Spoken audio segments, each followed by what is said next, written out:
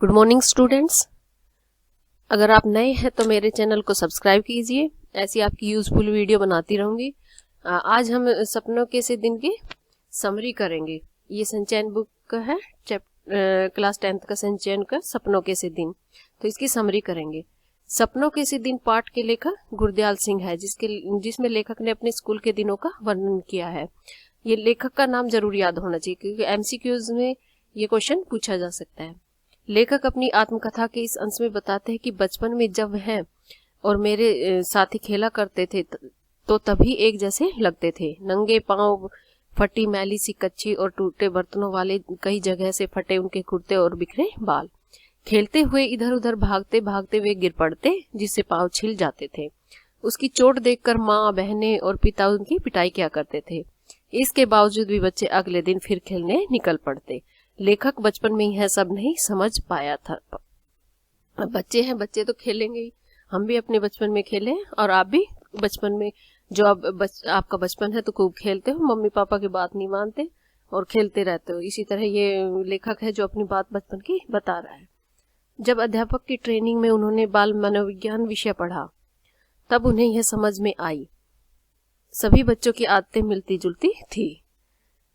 अभी गुरदयाल सिंह जो लेखक है वो बता रहा है कि जब अध्यापक की ट्रेनिंग हुई थी तब उन्होंने बाल मनोविज्ञान विषय पढ़ा था साई को।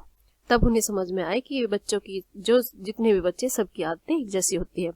उनमें से अधिकतर स्कूल नहीं जाते थे या फिर पढ़ने में रुचि न लेते थे। पढ़ाई का महत्व नहीं समझा जाता था। स्वयं माता पिता भी पढ़ाने में रुचि नहीं लेते थे। वे उन्हें पंडित घनश्याम दास से लंडे पढ़वाकर हिसाब किताब सिखा देना आवश्यक समझते थे। लेखक के आधे से ज्यादा साथी राजस्थान या हरियाणा से आकर मंडी में व्यापार या दुकानदारी करने आए परिवारों से थे। उनकी बोली कम समझ में आती थी, उनकी बोली पर हंसी भी आती थी, पर खेलते समय कभी कभी ये बोली समझ में आ जाती थी। बचपन में बच्चों को सब कुछ अच्छा लगता था, केवल उन्हें स्कूल जाना अच्छा नहीं लगता था। लेखक को अपने स्कूल जाने का रास्ता याद था, जिसके दोनों ओर कांटेदार झाड़ियां थी।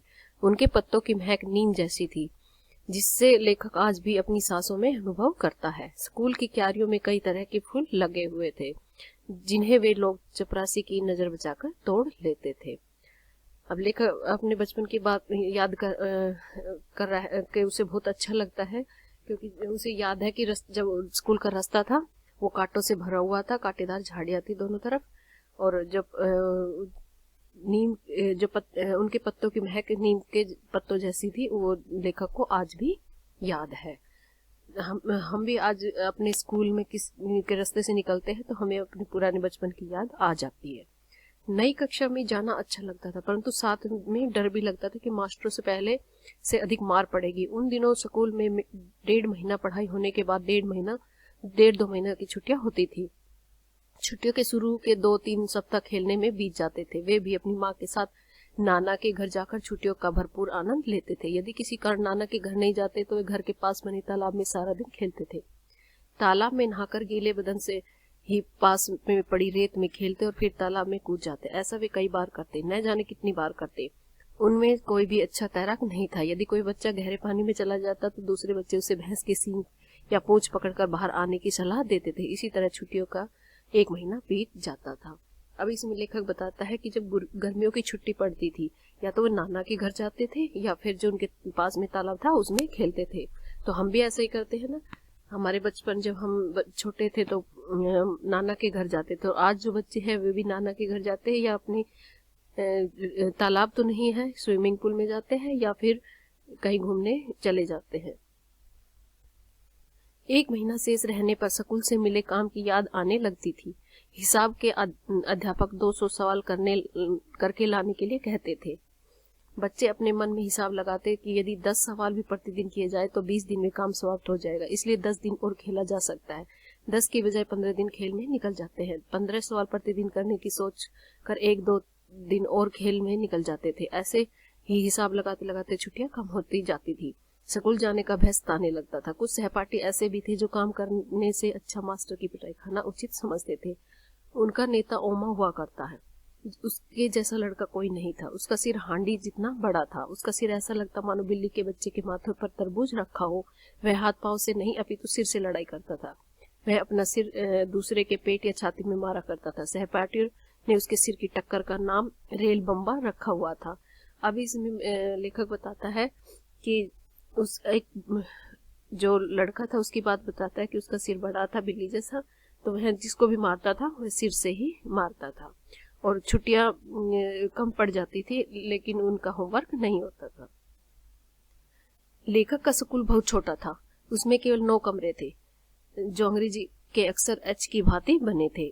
पहला कमरा हेडमास्टर श्री मदन मोहन शर्मा जी का था। वे स्कूल के प्रेयर के समय बाहर आते थे। पीटी अध्यापक प्रीतम चंद लड़कों की कतारों का ध्यान रखते थे। वे बहुत कठोर थे, छात्रों की खाल खींचा करते थे, परंतु हेडमास्टर उससे बिल्कुल उल्टे स्वभाव के थे। वे 5वीं और 8वीं कक्षा को अंग्रेजी पढ़ाते थे। वे कभी भी किसी छात्रा को मारते नहीं थे, केवल गुस्से में कभी कभी गाल पर हल्की चपत लगा देते थे। कुछ छात्रों को छोड़कर बाकी सब रोते हुए स्कूल जाया करते थे। कभी कभी स्कूल अच्छा भी लगता था जब पीटी टीचर कई रंगों की झंडियां पकड़वाकर स्काउटिंग का अभ्यास करवाते थे। यदि हम ठीक से काम करते तो सब बात कहकर हमारा हौसला बढ़ाते थे।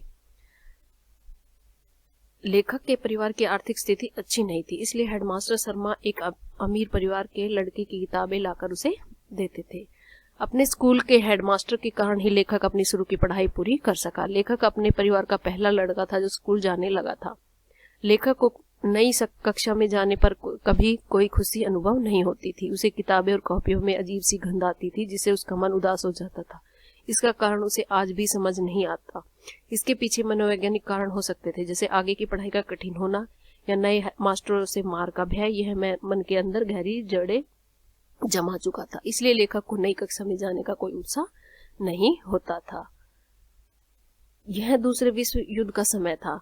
नाभार रियासत के राजा को अंग्रेज ने सन 1923 में गिरफ्तार कर लिया था। तमिलनाडु में काडो एकेनाल में जंग शुरू होने से पहले उनका देहांत हो गया था। उनका बेटा विलायत में पढ़ रहा था। उन दिनों अंग्रेज फौज में भर्ती करने के लिए नौटंकी वालों को साथ लेकर गांव में जाया करते थे।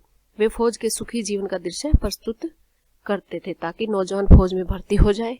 जब लेखक स्काउटिंग की वर्दी पहनकर परेड करते तब उनको भी ऐसा ही महसूस होता था।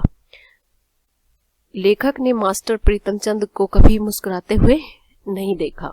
उनकी वेशभूषा सभी को भयभीत कर देती थी। उनसे सभी डरते थे और नफरत भी करते थे। वे बहुत कठिन सजा दिया करते थे। वह 4ठी श्रेणी में फारसी पढ़ाते थे। एक दिन उन्होंने सभी बच्चों को शब्द रूप याद करने के लिए कहा। अगले दिन उन्होंने सब बच्चों से शब्द रूप सुने, परंतु किसी भी बच्चों को पूरी तरह से शब्द रूप याद नहीं थे। मास्टर जी ने सभी बच्चों को टांगों के पीछे से बाहें निकालकर कान पकड़ने और पीठ ऊंची करने के लिए कहा। कमजोर बच्चे सहन नहीं कर सके। 3-4 मिनट बाद वे गिरने लगे थे।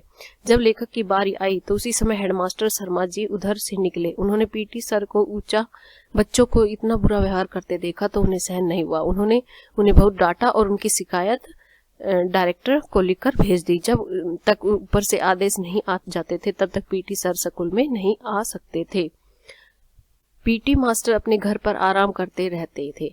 उन्हें अपनी नौकरी की बिल्कुल भी चिंता नहीं थी। वे अपने पिंजरे में रखे 2 तोतों को दिन में कई बार भी भिगे हुए बादाम खिलाते थे। उनसे मीठी मीठी बातें करते रहते। बच्चों को यह एक चमत्कार लगता था कि जो मास्टर स्कूल में बच्चों को बुरी तरह मारता था वह अपने तोते के साथ कैसी मीठी बातें कर लेता है। अब ये है कठिन शब्द है ट्रेनिंग। ट्रेनिंग क्या होता है? प्रशिक्षण। लंडे हिसाब किताब लिखने की पंजाबी प्राचीन लिपि होता है। भैया खाता। खेड़न खेलने। श्रेणी कक्षा। नैनीहाल नानी का घर। खाल खींचना पिटाई करना। पीटी शिक्षक शारीरिक शिक्षा के अध्यापक। चपत थप्पड़। सती गुरु सच्चा गुरु। धनाढ्य अमीर। मनोवैज्ञान मन का विज्ञान। हर फनमोला विद्वान। अड़े यहाँ उठे वहां। लीतर टूटे हुए पुराने खस्ताहाल जूते। मुअत्तल निलंबित। महकमाए तालीम शिक्षा विभाग। अलौकिक अनोखा। इसके बाद हम आज नेक्स्ट वीडियो में हम MCQs और क्वेश्चन आंसर करेंगे।